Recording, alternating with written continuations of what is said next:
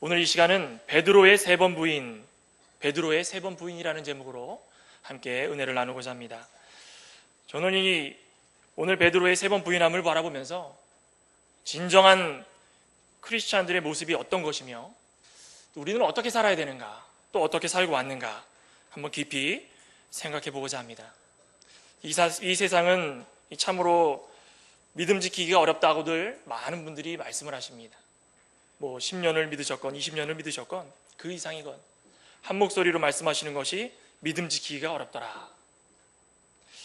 하지만 지금이 어려운 시기라면은 초대교회 당시나 이 종교개혁 그 당시를 보면 아마도 기독교인들에게는 이 절망의 시기고 또 공포의 시기고 또 이제는 희망이 없는 무희망의 시대가 바로 그 시대가 아니었나. 그렇게 비교하다 보면은 지금 우리가 믿고 있는 이 세상 너무나도 편안하고 너무나도 좋고 믿음 지키기 딱 좋은 그런 세상입니다. 하지만 여러 가지 편안함 속에서 놓치고 또 망각하는 것들이 너무나 많기 때문에 우리가 항상 믿음 지키기가 어렵다, 힘들다 이렇게들 말씀하시는 것 같습니다. 그렇다면 우리가 놓치고 있는 것이 무엇인가? 그것은 예수 그리스도와 십자가입니다. 예수 그리스도와 십자가에 달려 죽으심으로 또 우리의 모든 죄값을 담당하시고 또 우리는 나음을 입고 또 그분으로 말미암아서 우리는 영원한 하늘나라에 그것도 영생이라는 것을 선물로 거저받았습니다. 미래가 없던 자들에게 미래를 선물로 주시고 희망이 없던 자들에게 희망을 선물로 주시고 이제는 절망 가운데 빠질 자들에게 다시금 일어설 수 있는 그런 힘을 허락하신 것입니다. 예수 그리스도와 십자가를 믿는 것이 바로 참 믿음입니다. 저와 여러분들은 이런 믿음을 가지고 계실 줄 믿습니다. 이런 믿음은 아무에게나 주시는 것이 아닙니다. 우리 에베소서 특별히 1장 3절부터 보시면은 이렇게 말씀하십니다. 사도 바울은 찬송하리로다. 하나님 곧 우리 주 예수 그리스도의 아버지께서 그리스도 안에서 하늘에 속한 모든 신령한 복으로 우리에게 복 주시되 곧 창세 전에 그리스도 안에서 우리를 택하사 우리로 사랑 안에서 그 앞에 거룩하고 흠이 없게 하시려고 그 기쁘신 뜻대로 우리를 예정하사 예수 그리스도로 말미암아 자기의 아들들이 되게 하셨으니. 또 계속해서 뭐라고 말씀하십니까? 그의 사랑하시는 자 안에서 우리에게 거저 주시는 바 그의 은혜의 영광을 찬미하게 하려는 것이라. 우리가 그리스도 안에서 그의 은혜의 풍성함을 따라 그의 피로 말미암아 구속 곧 죄사함을 받았으니. 믿는 자들은 구원받았다라는 말을 할 수가 있습니다. 말씀에서 보신 바와 같이 구원이라는 것은 하나님께서 특별히 창세전에 택하여 주시고 택한 자들을 거룩하고 흠이 없게 살게 하기 위해서 구원을 허락하셨습니다. 하지만 우리는, 저와 여러분들은 잘 믿는 분들도 계시겠지만 큰 착각에 빠져서 사시는 분들이 많이 있다는 사실에 너무나도 안타깝습니다. 하나님께서 우리를 사랑하사 독생자를 주셨으니 이는 곧 우리가 다 구원받은 것이다. 거기까지만 기억하고 있는 분들이 대부분이라는 사실입니다. 우리는 예수 그리스도로 말미암아서 구원받았다.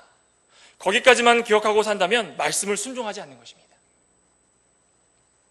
우리가 너무 예정론에 치우쳐서 우리가 해야 할 일들 잊고 사는 그런 패단은 없었는지, 또 오늘 말씀처럼 택함받고 구원받은 자들은 뭐라고 말씀하셨습니까? 항상 흠이 없고 거룩한 삶을 살아야 되는 것입니다. 은혜가 풍성한 삶을 살아야 되는 것입니다. 예수 그리스도 안에서 살아야 되는 것입니다. 그것이 구원받은 자들의 가장 후속 조치입니다. 구원받았다고만 이야기하고 그 이외에 아무 일도 하지 않으려는 그런 많은 그리스도인들이 있기 때문에 이 믿는 자체가 너무나도 힘든 것입니다. 예정은 철저히 하나님 편에서 예정입니다. 우리의 입술로 예정받았다, 택함받았다 아무리 떠들어대도 우리의 모습을 보면 다 알 수가 있는 것입니다. 하나님께서 지켜보고 계십니다. 이러한 잘못된 모든 행동들을 방지하기 위해서 칼빈 교리에서는 성도의 견인이다, 다름 아닌 하나님의 능력으로 자기 백성을 타락하지 않도록 은총을 베풀어 주신다. 또 쉽게 말해서는 한 번 구원받은 성도는 어떤 요인으로 인해서든지 중도에 탈락될 수 없고 상실될 수 없고 구원을 이루어 나갈 수 있는 모든 것이 열려 있다. 조금 더 쉽게 이야기하면 하나님의 족속들이 타락하고 우상을 섬기다가도 하나님께서 깨닫게 해주시고 회개함으로 말미암아 돌아올 수 있도록 하여 주신다. 이것이 우리에게 주어진 교리입니다. 타락과 회개와 회복을 반복하면서 믿음을 지키게 해주시는 하나님의 역사를 말하는 것입니다. 여러분들 오늘 본장 22장 31절에 보시면 예수님께서 잡히시기 전에 성만찬 이후에 베드로에게 이런 말씀을 하십니다. 시몬아, 시몬아, 보라, 사단이 밀 까부르듯 하려고 너희를 청구하였으니 그러나 내가 너를 위하여 내 믿음이 떨어지지 않기를 기도하였노니 너는 돌이켜 내 형제를 굳게 하라. 예수님께서 기도해 주실 때 한 번만 하시겠습니까? 항상 기도해 주십니다. 밤낮 기도해 주십니다. 우리의 믿음이 땅에 떨어지지 않도록 언제 어디서나 기도해 주시는 분이 바로 하나님이십니다. 이것이 우리가 기억해야 될 가장 중요한 부분입니다. 그렇다면 이제 다시 본문으로 돌아와서 오늘 이 사도 베드로의 모습을 보면서 우리가 발견할 수 있는 현재를 사는 이 그리스도인들에게 어떤 모습이 있고 또 그 모습을 어떻게 우리는 생각해야 되는가, 한 3가지 정도를 살펴보고자 합니다. 첫째는 정체성의 부재입니다. 오늘 본문 54절과 55절을 한번 보시겠습니다. 54절에 보면 예수를 잡아 끌고 대제사장의 집으로 들어갈새 베드로가 멀찍이 따라하니라. 사람들이 뜰 가운데 불을 피우고 함께 앉은지라. 베드로도 그 가운데 앉았더니. 베드로는 예수님을 끌고 가는 자들을 따라서 어떻게 예수님이 해를 당하실까, 대제사장의 집으로 들어갔습니다. 들어간 것은 좋은데 멀찍이 떨어져서 들어갔다라고 묘사되어져 있습니다. 뜰 가운데 불을 피우고 앉은 모든 비자들, 그 사람들과 함께 앉았다라고 또 이렇게 이야기합니다. 멀찍이 떨어져서 함께 앉았다. 여러분들 요한복음 이 부분에 대해서 이렇게 말씀합니다. 베드로는 문 밖에 섰고 사람들과 함께 서서 불을 쬐더라. 또 마태복음을 보면은 베드로는 바깥들에 앉았더니, 또 마가복음에 보면은 베드로가 예수를 멀찍이 쫓아 제사장의 집들 안까지 들어가서 하속들과 함께 앉아 불을 쬐더라. 이것이 예수님과 십자가를 향한 믿는 자들이 잘못 행해지고 잘못 저지르는 모든 모습들을 대표하는 것입니다. 믿음 지키기가 어려운 세상에 살고 있다고 고백하고 한탄하고 괴로워하면서 믿음 지키는 것을 방해하는 첫 번째 요소가 우리 안에 있다는 것입니다. 저와 여러분들은 살아가면서 예수님과의 거리를 좁히십니까? 멀찍이 떨어져서 다니십니까? 떨어져서 다니려고 하면 아예 그냥 떨어져서 다니고, 붙어서 다니려면은 최대한 좁게 붙어서 다니는 것이 상대방을 위한 일 아니겠습니까? 예수님과 제자들도 참 이런 일들이 많았습니다.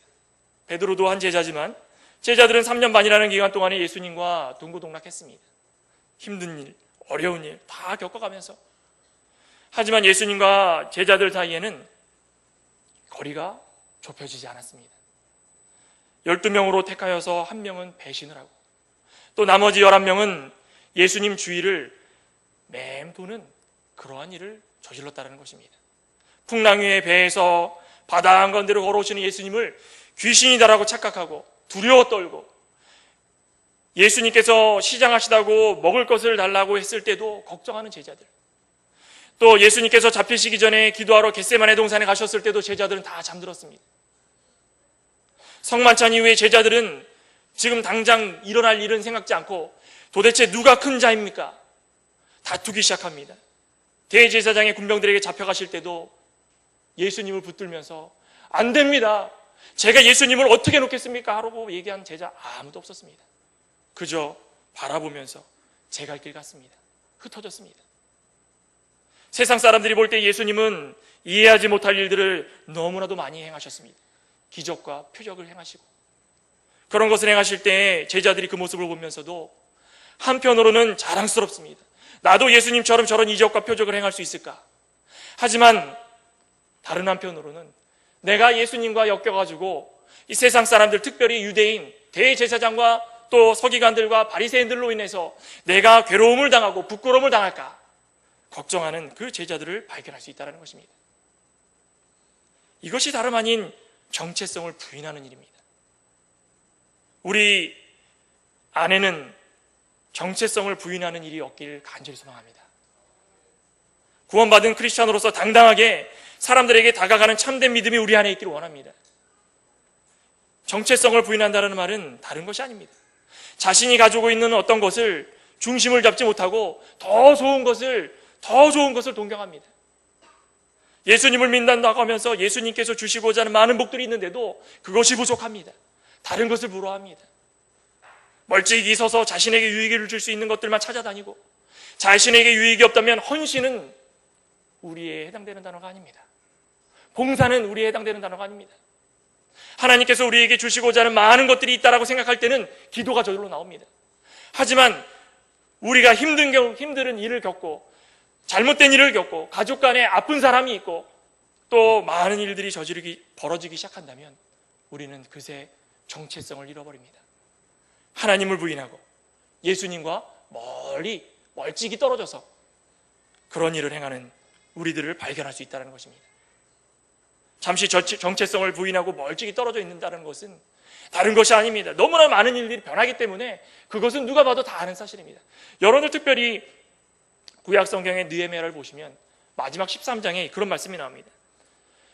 바벨론으로 포로로 잡혀간 유대인들이 이제는 곧 돌아와야 되는데 돌아오고 나서도 모든 것들을 버리지 못하고 그것을 가지고 살고 있었습니다. 그렇기 때문에 느헤미야 선지자가 유대인들에게 선포를 합니다. 너희들이 지금 누구이냐? 너희들이 누구라 생각하느냐? 그럼 누구라고 대답해야 되겠습니까? 하나님의 선민입니다. 유대인입니다.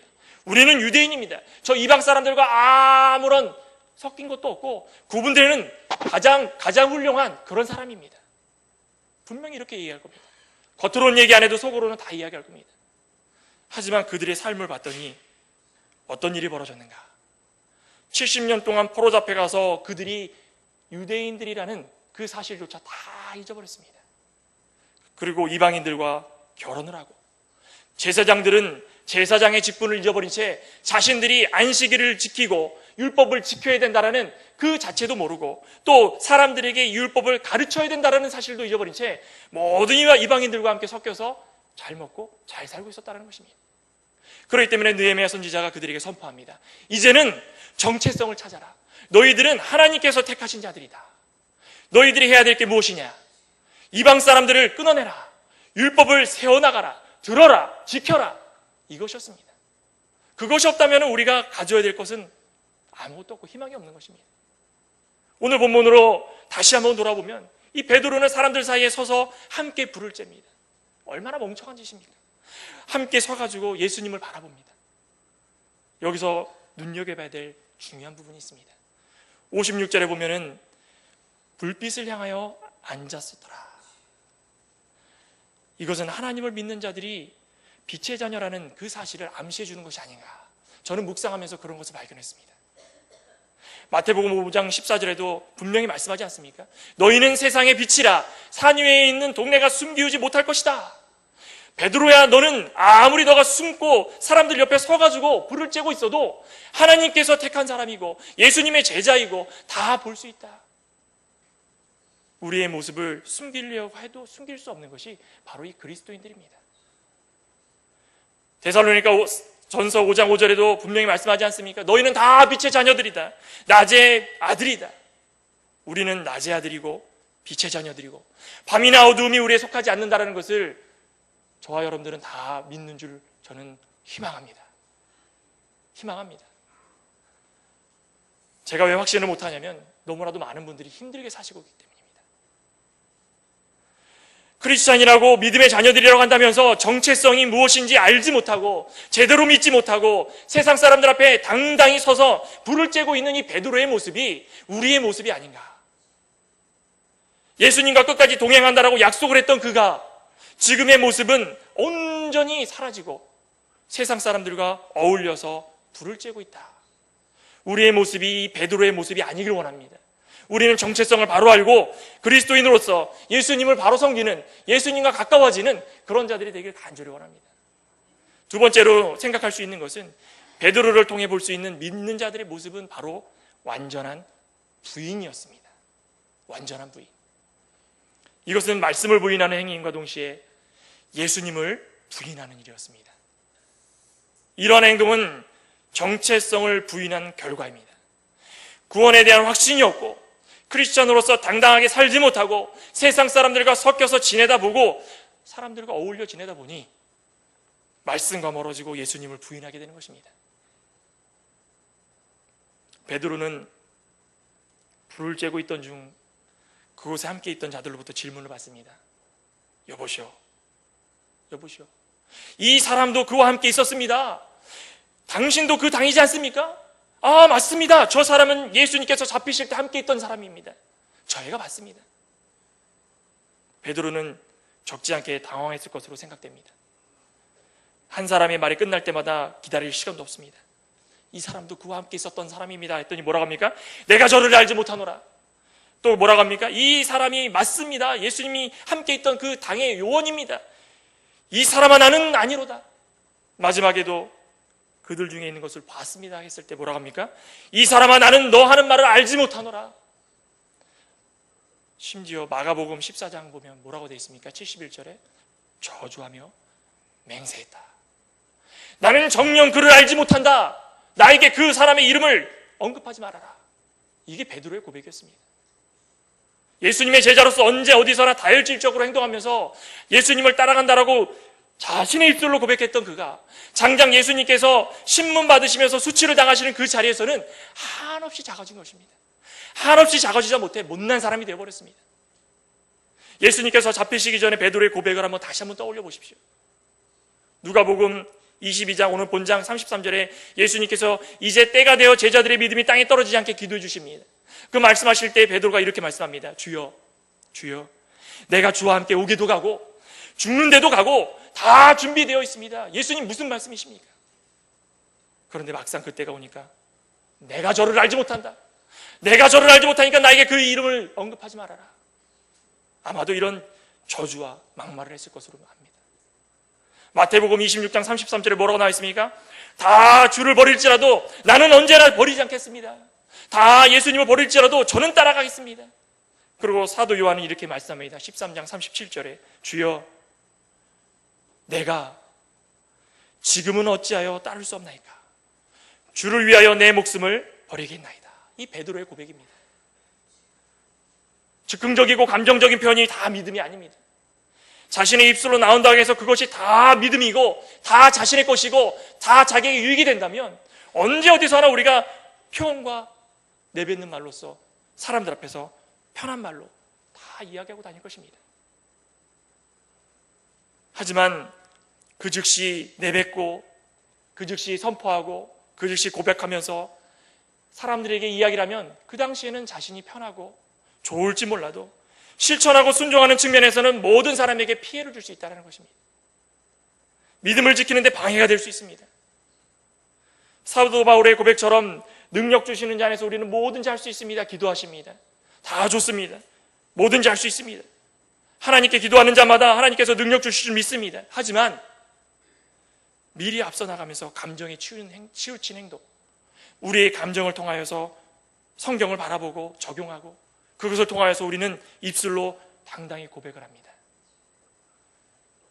하지만 오늘 베드로처럼 예수님을 부인하는 일은 없었습니까?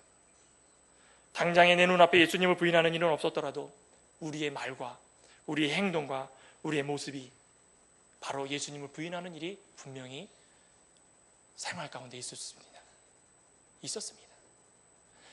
있었기 때문에 우리는 반드시 그것을 되돌아보면서 베드로처럼 살지 말아야 되겠다. 베드로처럼 사는 삶을 살지 말아야 되겠다. 우리는 고백하고 회개해야 됩니다. 현대 크리스찬들도 그런 경우가 참 많습니다. 교회에 와서 예배를 드립니다. 요즘에 예배는 성경 말씀은 15분 정도 하고 나머지는 찬양과 경배의 시간이 많습니다. 찬양과 경배를 드립니다. 교회에 와서 찬양과 경배를 드릴 때 사람들은 눈물을 흘리면서 손을 들고 찬양합니다. 주 예수여 어서 오시옵소서 막 찬양을 합니다. 찬양을 하고 이제 기도할 때가 됐습니다. 소리 높여 통성 기도를 합니다. 그리고 이제 진심으로 기도가 끝나고 하나님의 말씀을 시작한과 동시에 지금까지 눈물을 흘리며 고백하며 진심으로 기도했던 것은 온데간데 없고 자신만의 묵상의 세계로 빠져듭니다. 딴 생각을 합니다. 또 예배가 끝나고 교회 밖을 나가자마자 이제는 끝이다. 세상 친구들과 어울려서 주일인지도 잊고 살고 자신의 육신의 쾌락을 즐기면서 살고 찬양과 말씀을 통해서 내 이웃을 내 몸과 같이 사랑하라 하신 성경 말씀, 강단에서 담임 목사님이 선포하시는 귀한 말씀 다 잊은 지 오래입니다. 복음을 전하라고 했지만 복음을 전하지 못합니다. 베드로와 같은 행동, 예수님과 멀찍이 떨어져서 그런 행동을 하는 분들이 너무도 많다는 사실입니다. 안타깝습니다. 저 자신조차도 하나님 말씀을 붙들고 산다 생각해도 바로 이 베드로와 같은 모습이 있었기 때문에 완전한 부인에 이르는 그런 못난 모습을 갖게 되는 것입니다. 교회만 오면 거룩하고 나가면 나 몰라라고 이들 모든 사람들이 이 교회에 와가지고 말씀을 듣고 들었던 것을 모두 다 순종하면 이 세상 사람들이 우리 기독교인들을 욕하겠습니까? 천주교 다니는 분들은 봉사도 많이 하고 실천도 많이 하고 사람들에게 베풀 줄도 알고 다 좋은데 기독교인들은 너무 베풀 줄 모른다.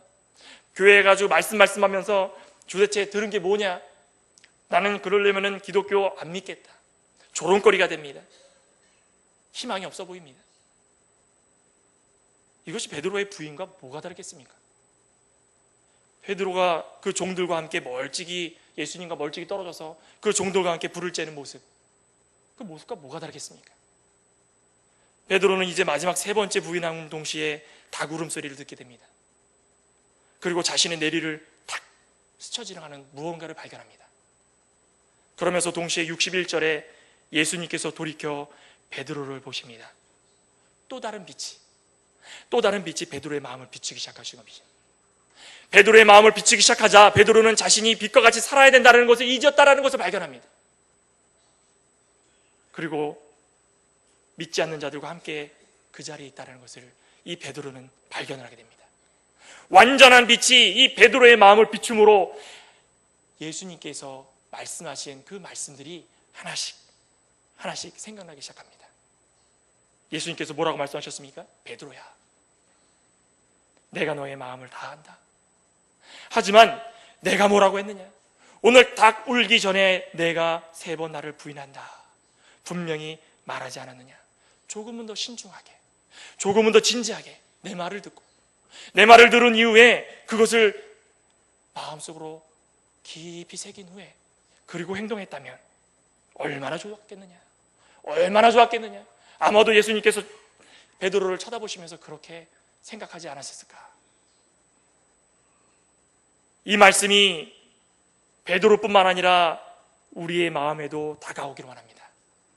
베드로야, 이것이 아니라 성도가 내가 나를 부인한다라고 분명히 내가 선포한 적이 있지 않느냐? 너는 어째서 내 말을 듣지 않고 세상 사람들과 어울려서 그거 다 잊어버린 채 너 좋다고 살아가고 있느냐? 열심히 믿는다고 하면서 우리는 그것이 전부라고 생각합니다.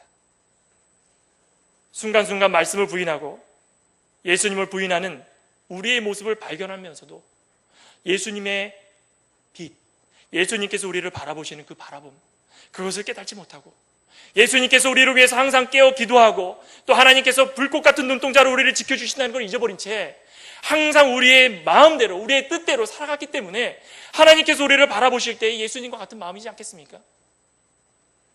우리는 항상 깨어 기도하기 원합니다. 잘못한 거 있으면은 언제 어디서나 깨어 기도해서 말씀으로 말미암아 말씀을 쳐다보면서 그것을 적용하면서 회개하기 원합니다. 그것이 하나님께서 우리에게 원하시는 것입니다. 예수님을 부인하지 않는 자가 되길 원합니다. 저와 여러분들은 베드로처럼 완전한 부인의 단계까지 하지 않기 원합니다. 이제 마지막으로 베드로를 통해서 볼 수 있는 것은 통곡을 통한 신앙 회복입니다. 이것은 이 성도의 견인에 있어서 가장 최종적인 단계입니다.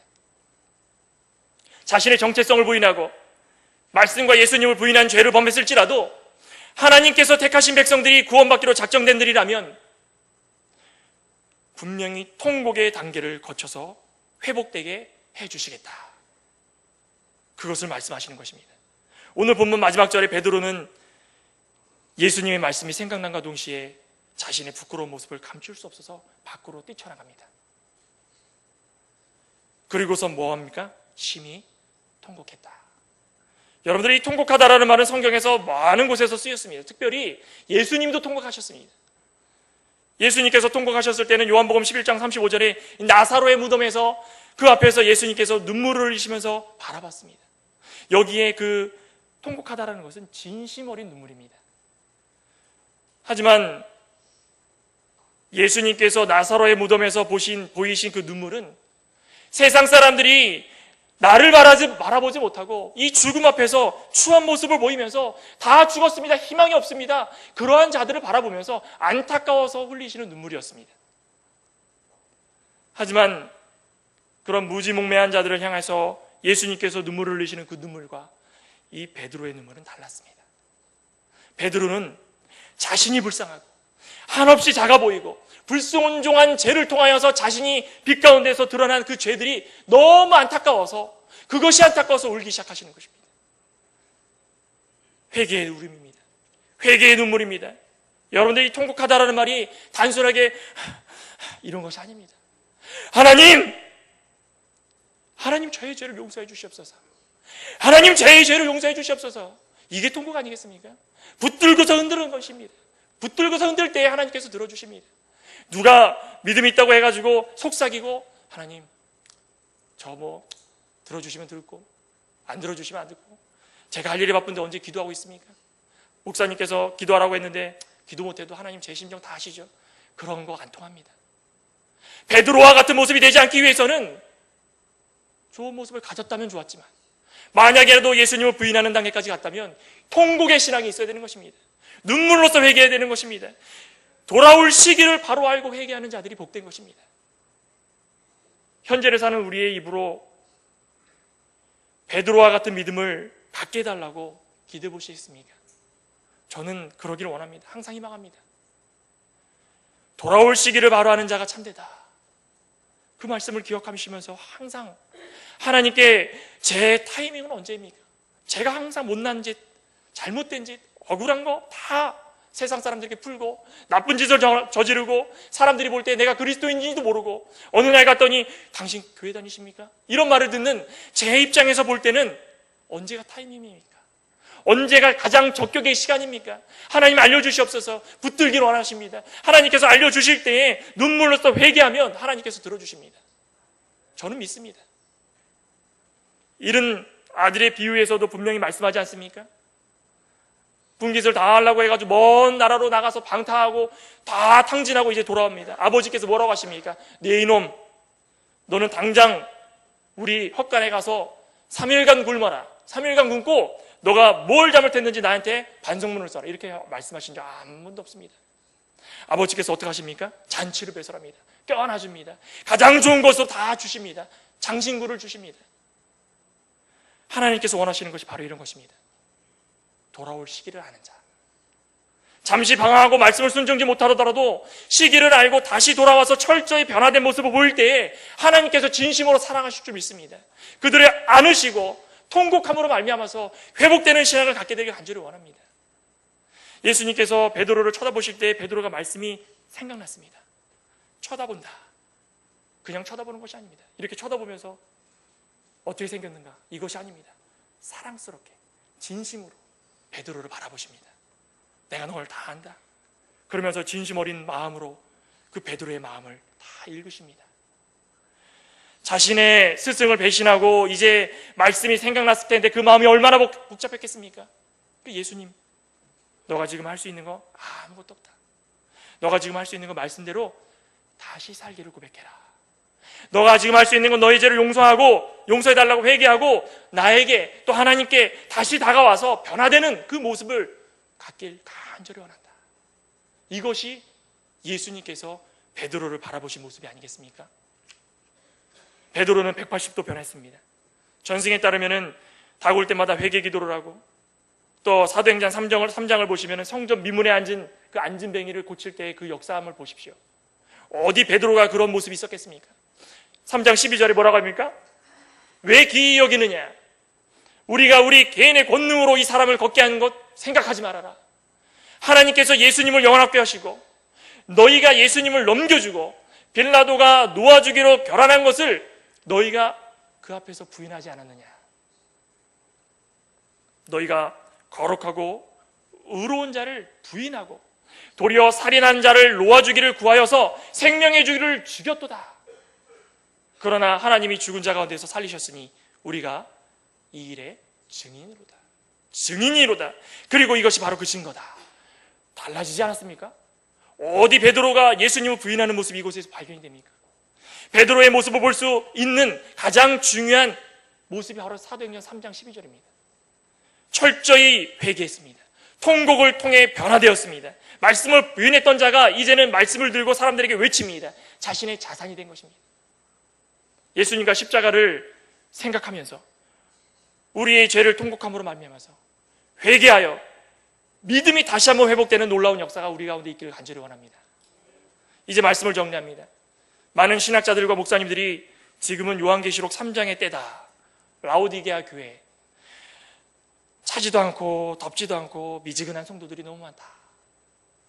뜨거우려면 뜨겁고 찰려면 찰고, 하지만 우리의 믿음은 그렇지 않다라는 그런 말씀을 강단에서 많이 선포하십니다. 오늘 베드로의 모습을 통해서 우리는 생각해 봐야 될 문제들이 분명히 있습니다. 특별히도 성도의 견인, 하나님께서 구원받은 자들을 철저히 붙들고 계시다는 사실을 반드시 한번 기억하시고 알게 되셨으면 좋겠습니다.